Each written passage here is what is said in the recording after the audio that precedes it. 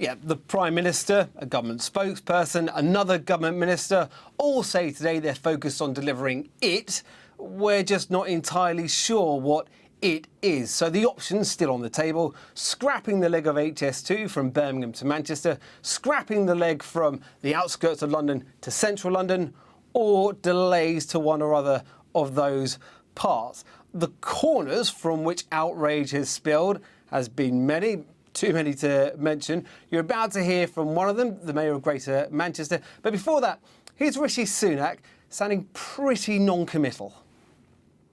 Well, I'm not going to comment on that type of speculation, but what I would say is we're absolutely committed to levelling up and spreading opportunity around the country, not just in the north, but in the Midlands and all other regions of our fantastic country as well. And transport infrastructure is a key part of that, but not just big rail projects, also local projects, improving local bus services, fixing potholes. All of these things make a difference to people's day-to-day lives.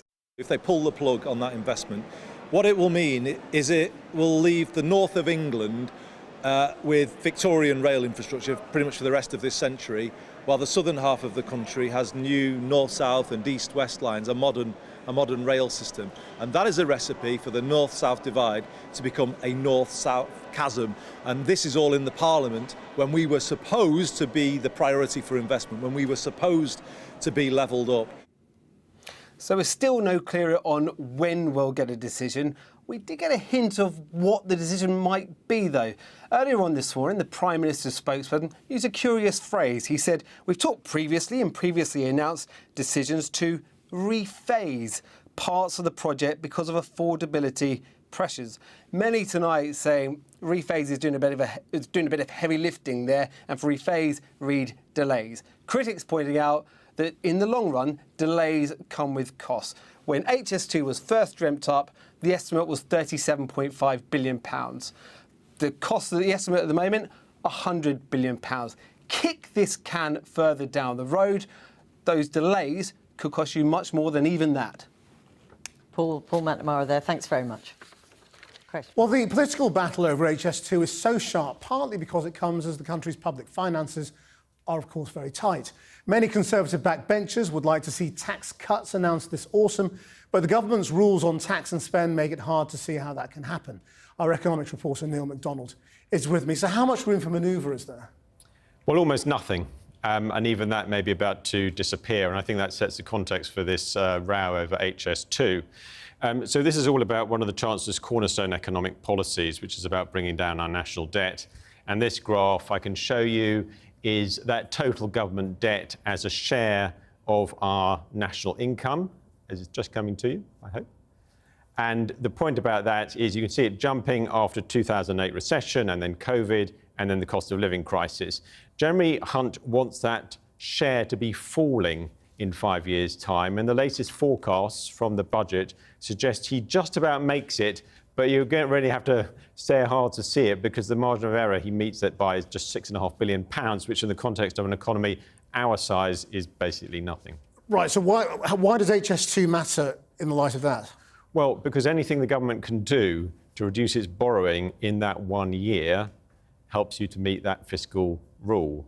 And HS2 is currently getting through about £5 billion a year, so you can see how it might be tempting to just chop it.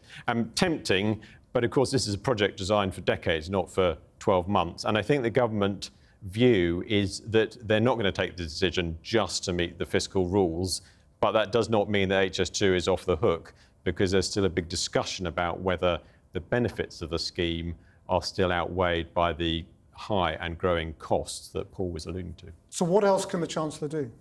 Well, the likelihood is that his fiscal position may get even worse this autumn when we get the next forecasts from the OBR.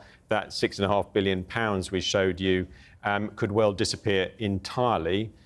Since those forecasts were done, we've had a higher inflation, higher interest rates than expected, and lower growth. So if the government isn't going to raise taxes, then we're talking about even more difficult decisions on public spending. And I think the reality is even scrapping HS2 would not change that fiscal arithmetic. Thanks, Neil. Jackie. Well, joining me now from Manchester is the City Council leader, Bev Craig. I mean, Bev Craig, as you heard there is a lot of speculation at the moment. Tell us what you understand is the position about HS2 right now. Yeah, well, good evening. I think that's precisely the point. Today, myself and Greater Manchester's Mayor Andy Burnham wrote to the Prime Minister because all we've heard so far is rumour and speculation. So I run a city of 600,000 people and we're yet to hear anything further from government around whether or not they're genuinely considering scrapping this.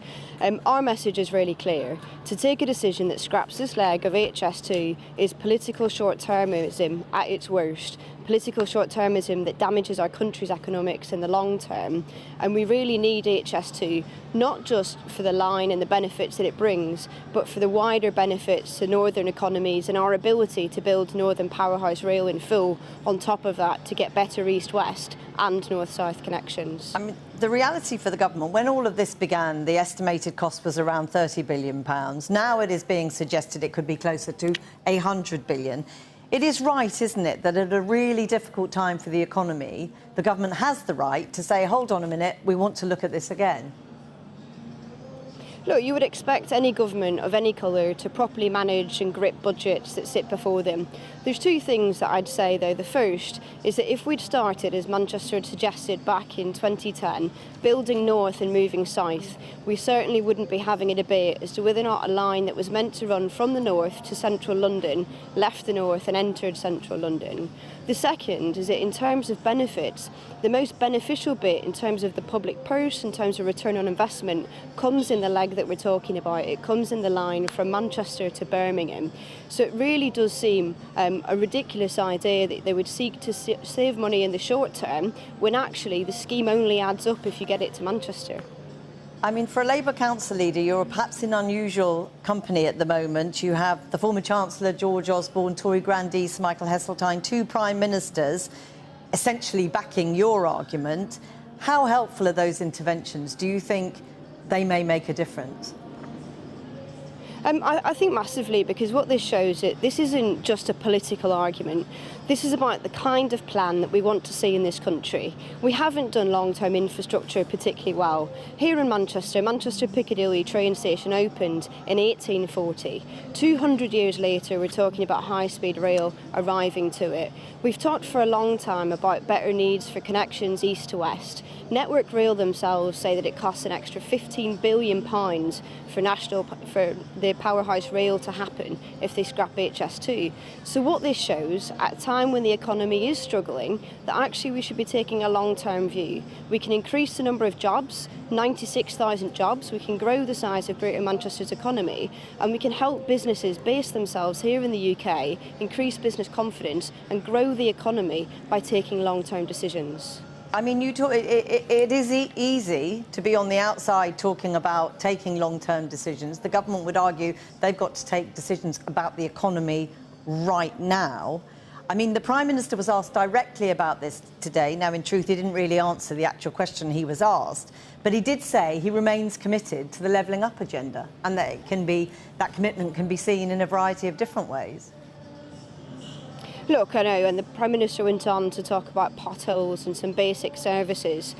Our message is really clear. The North needs this, Greater Manchester needs this, but the wider country needs this. To scrap HS2, and as a result then scrap Northern Powerhouse Rail as a consequence, really would be the final nail in the coffin for any claims of levelling up, in my view.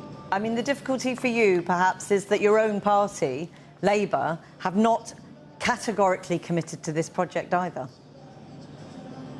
Look, I would be really clear, and Manchester's got a really long history of this. We will work with the party of the day to deliver the best for our city. This originated under Gordon Brown. But if the party of the day is your own, and they won't commit to it either. What I would say is that from the assurances I've had, the Labour Party is talking about Northern Powerhouse Rail in full and HS2, and I would make the same demands of a Labour government as I would of a Conservative government. The key thing, though, is that this is about a decision that sits in the hands of a Prime Minister now. What we're saying today is rather than fuelling rumour, speculation, drip, drip, drip in the media, have a grown-up conversation with this. That's why we sent our letter, and that's why we've said we've got some clear demands around how we can frame that discussion. But the coalition of voices, not just from the Labour Party, but deep within the Conservative Party, donors and businesses say that this is a decision that can't afford to wait. The Conservative government must act quickly to restore business confidence. Bev Craig, thank you very much for talking to us this evening. Thank you.